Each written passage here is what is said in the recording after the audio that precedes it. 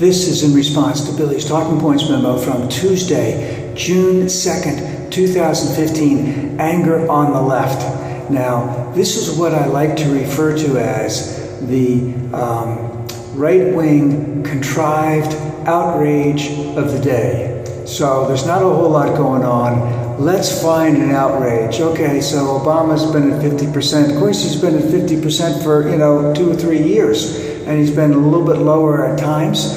Actually, it's going up a little bit from my understanding. And Hillary has some of her numbers have gone down, and a lot of it has been relentless right-wing attacks on her. She needs to defend herself, and she needs to defend herself very, very well.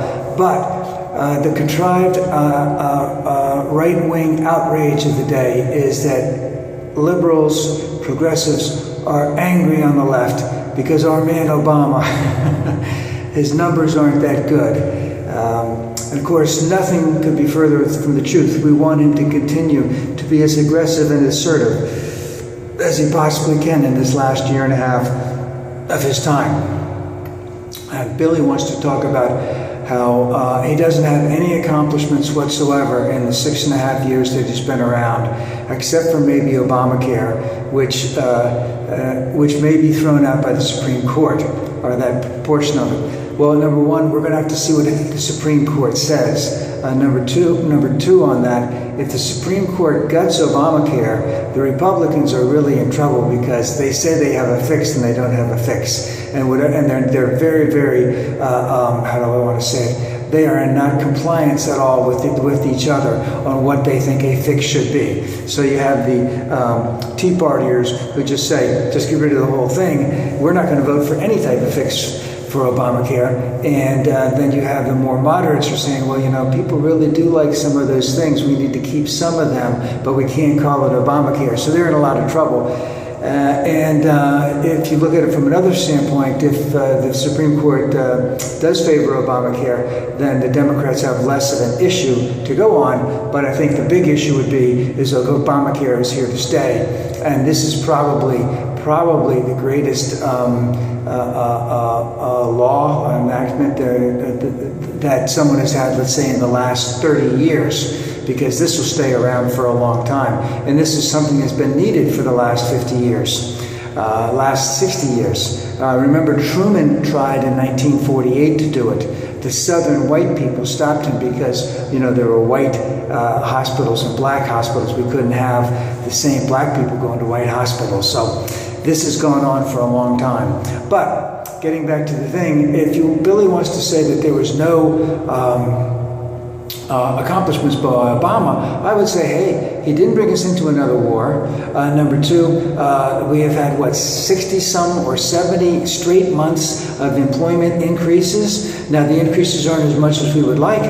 We would like them to be better paying jobs, but we have had a tremendous increase. We've had over 3 million new jobs created overall, because remember, unemployment was skyrocketing when Obama took over. That's gone down quite a bit, and all the jobs that were lost after Obama came in have been gained, plus another 3 million. So that's quite an accomplishment, because Bush never did that in his time frame. There's no inflation, interest rates are extremely low. There's a lot to be grateful for here in the United States. We haven't been attacked, which everyone's saying we're going to get attacked. We better watch it. So there's a lot of good things that you could say, and just to say that Obamacare is his only accomplishment is not even remotely close to being true. But again, when you have your outrage, you got to follow your outrage. And of course, Billy wants to go down that the economy is going down, and that is that we did have 0.7 decrease in the economy the last quarter. We'll see how the job numbers work, see if it can work itself out. And another thing is maybe we need another stimulus, because we truly have not fully recovered from the Great Recession. And of course, Billy just wants to mention that in passing because it's as a fait accompli. But it's not. The economy is always we need to always make adjustments. We need to always monitor. We always need to do things to help the economy run smoothly.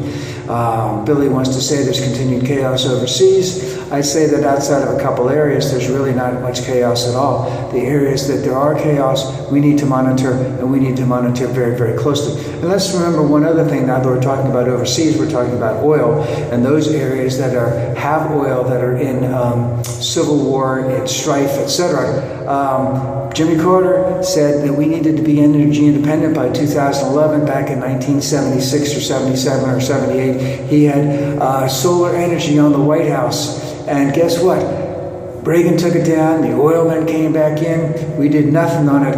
Man, the amount of increase in solar energy, wind energy, geothermal energy, astronomical in the Obama administration. This pricing of solar cells has gone down astronomically. We still have a long way to go, but there is chaos overseas in those areas. We need to work on those areas. But if we had done something 30-some years ago, almost 40 years ago, where would we be in the same place today? Now, Billy, when he talks about that America, there's chaos overseas, and that America is, that he says that liberals don't want America to be the sole superpower. I would disagree with that wholeheartedly. We are the superpower. We need to continue to be the superpower. We can't force our will overseas like we might have done before, but we are an agent of good in the world. We continue to need that. We need to have a strong, efficient, and effective government. A strong government that is working for the betterment of all people throughout the world. And that is not done when you try and drown the government in the bathtub, or so to speak. Basically, Billy has indicated that the administration has fallen, has failed. And of course, he has to pivot this failure with Hillary's failure, because Hillary is now has shown a little bit of a decrease in her popularity numbers. And of course, number one, there always will be that when you have someone who is technically, from a non-political standpoint, a former Secretary of State, had high numbers, just like Colin Powell did. But once you get into the political arena, those numbers are automatically going to go down. And of course, we'll see what happens. It's something she may continue to stumble. Maybe her numbers will go back up. Maybe Bernie Sanders will take off. Maybe, who's the other guy? Martin O'Malley, maybe he'll take off. We'll see what happens on the Republican side. A lot's going on right there. But Billy indicates that liberals will attack any nominee on the Republican side in unprecedented ways, as if the Republicans have not been doing that against the Democrats for a long, long time. And remember, Benghazi is another contrived outrage. There's no basis of fact in any of the things that they say. All of this stuff about stand down, all of this stuff about secret emails, none of it is true. But it fits the narrative that if you keep people scared about these things, then they'll follow you. And that's all they really want, is the right-wing entertainment machine, is for people to follow them all the time so they can make more and more money. And that's what Billy is doing. There's no anger on the left. We're encouraged, we're enthused, we're looking for the next election. We want to continue that to be a Democratic president, and we will work diligently to have that done.